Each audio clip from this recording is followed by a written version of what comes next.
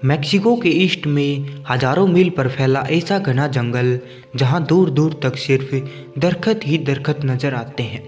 इस घने जंगल के बीचों बीच एक जगह ऐसी भी है जहां पत्थरों के बीच से एक छोटा रास्ता जमीन की गहराइयों में जाता है। आर्कियोलॉजिस्ट की एक टीम ने इस सुरंगनुमा टनल में जाने का फैसला किया क्योंकि उनका मानना था कि इस केव में जरूर कुछ ना कुछ तो रहस्य छुपा है। ये रास्ता काफ़ी तंग और घने अंधेरों में डूबा हुआ था। इसी वजह से इसके अंदर बगैर प्रोफेशनल इक्विपमेंट्स के जाना खतरे से खाली नहीं था। अगले कई घंटों की मेहनत के बाद आर्कियोलॉजिस्ट 230 फीट नीचे इस केव के बॉटम में जा पहुँचे। पहले तो उनको वहाँ पर कुछ खास नज़र नहीं आया, लेकिन फिर अचानक उनकी नज़र एक सीक्रेट चैम्बर पर पड़ी जिसकी एंट्रेंस को पत्थर रखकर बंद किया गया था। लेकिन सवाल ये है कि इस वीरान जंगल में इस केव को और इसमें मौजूद सीक्रेट चैम्बर को आखिर किसने और क्यों बनाया था। हेलो दोस्तों, मेरा नाम अंकित और आप देख रहे हैं अंकित पड़कोदिया यूट्यूब चैनल। दोस्तों, मेक्सिको के ईस्ट में फैला ये घना जंगल तकरीबन 30 लाख स्क्वायर किलोमीटर एरिया में फैला हुआ है। पेड़ों के इस समंदर के साए तले माया सिविलाइजेशन की खोई हुई दुनिया के कई राज आज भी छुपे हुए हैं। पास्ट में कई हजारों सालों तक ये पूरा जंगल माया सिविलाइजेशन के होल्ड में हुआ करता था, जहां उन्होंने अपने कई शहर आबाद कर रखे थे। इस सिविलाइजेशन के लोग काफ़ी स्किल्ड माने जाते हैं क्योंकि उन्होंने एंशंट इजिप्शियंस की तरह अपनी स्टेज में पिरामिड्स भी बना रखे थे।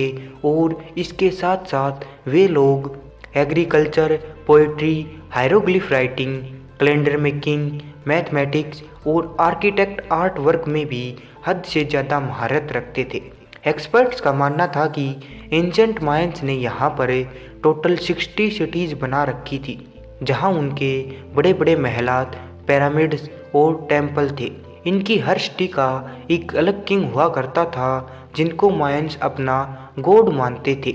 इनमें से कुछ सिटीज़ की बिल्डिंग तो अभी तक भी सही सलामत खड़ी हैं, जिनको टूरिस्ट की एक बड़ी तादाद आज भी विजिट करने आती है। इस जंगल में माया सिविलाइजेशन के पूरे शहर और कई स्ट्रक्चर छुपे हुए हैं। कुछ तो ज़मीन के अंदर धंस चुके हैं और कुछ को पेड़ों के इस साए ने इंसानी आंखों से ओझल कर रखा है। लेकिन अब मॉडर्न टेक्नोलॉजी की मदद से मायंस के इन हिडन सिटीज और स्ट्रक्चर्स को ढूंढा जा रहा है। लाइडार टेक्नोलॉजी की मदद से दरख्तों के इस समंदर के नीचे छुपे स्ट्रक्चर्स को निशानदेही कर सकते हैं। लाइडार, जिसका मतलब है लाइट डिटेक्शन एंड रेंजिंग, ये एक ऐसी टेक्नोलॉजी है जिसमें प्लेन से ज़मीन पर लेजर पल्स फेंकी जाती हैं और ये लेजर पल्स दरख्तों को बाईपास करके ज़मीन से टकराकर वापस एरोप्लेन में लगे सेंसर तक पहुंचती है और फिर इस डाटा को प्रोसेस करके ग्राउंड की एक शेप तैयार की जाती है। ये वैसे ही है जैसे एक्सरे हमारी बॉडी की बोन्स का एक नक्शा बनाता है।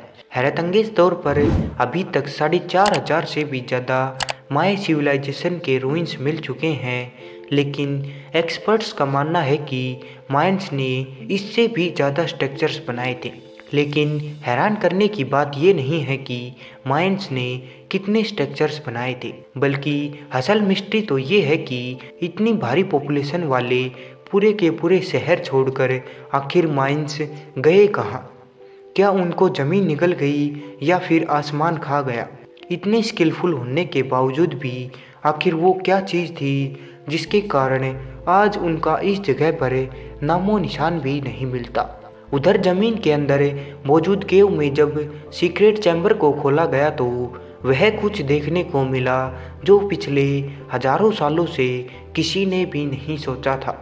जी हाँ, ज़मीन से 230 फीट नीचे केव के इस सीक्रेट चैम्बर की दीवारों पर अजीबोगरीब पेंटिंग्स बन रखी थी, जिनमें से एक पेंटिंग में जैगवार हिरण का शिकार कर रहा था।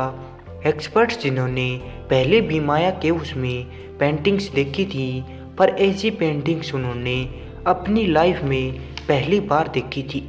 इन पेंटिंग्स की जब डिटेल एनालिसिस की गई तो मालूम पड़ा कि ये पेंटिंग्स 100 BC में बनाई गई थी, यानी आज से करीब 2200 साल पहले, और माइंस के भी आने से 800 साल पहले। इतनी बड़ी पॉपुलेशन और हजारों स्ट्रक्चर्स बनाने वाले माइंस के साथ आखिर ऐसा तो क्या हुआ कि वो अपना सब कुछ छोड़कर यहाँ से जाने पर मजबूर हो गए और फिर लौटकर कभी नहीं आए? ये सब सवाल आज तक पूरी दुनिया के सामने मिस्ट्री बने हुए हैं। उम्मीद है कि हमारी यह पेशकश आपको पसंद आई होगी और आप इस पर भी भरपूर लाइक और कमेंट्स करेंगे। मिलते हैं किसी नेक्स्ट वीडियो में किसी नेक्स्ट टॉपिक के साथ। जब तक जय हिंद।